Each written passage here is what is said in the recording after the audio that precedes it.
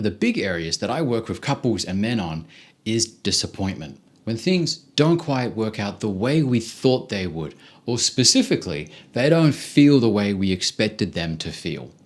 This is possibly an important topic right after Valentine's Day. I don't know how your Valentine's Day went. I hope it was magical. I hope you had the time of your life. I hope you had a special connection. But there's a very high probability that maybe, even if everything looked great, went to plan, the photos looked wonderful, the meal was delicious, afterwards it didn't quite feel the way you expected. And there's a very high chance that feeling a little disappointed makes you feel even guilty. And that is a common reaction to our feelings. My two big messages today. The first one is, it's not just you. This is very human. There's a part of our brain's skill set, one of our abilities is called effective forecasting. Our ability to look into the future at an upcoming event and figure out how it's going to make us feel and how strong will that feeling be and how long will that feeling last.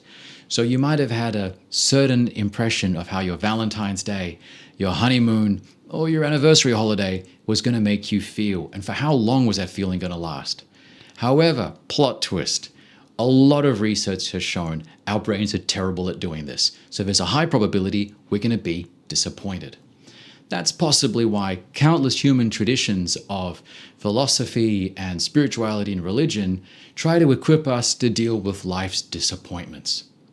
Now, I'm not going to go into those, but I will share a brief way that you can re-look at some of these feelings from a psychological point of view. Cognitive behavioural theory shows us that it's not so much what happens, but how we think about it that can impact our feelings. And a quick way you can try this is 3 steps. Number 1 is to identify a thought. It could be a thought that's a little bit distorted. I'm never doing this again. I'm not dating women anymore.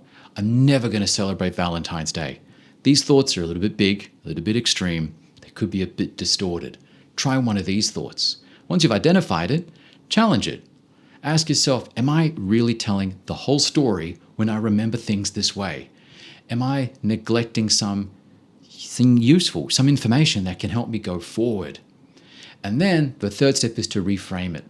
Not just trying to feel good about it in some cheerful, positive thinking way, but learn something from what happened and make it a positive part of your story as you grow and evolve.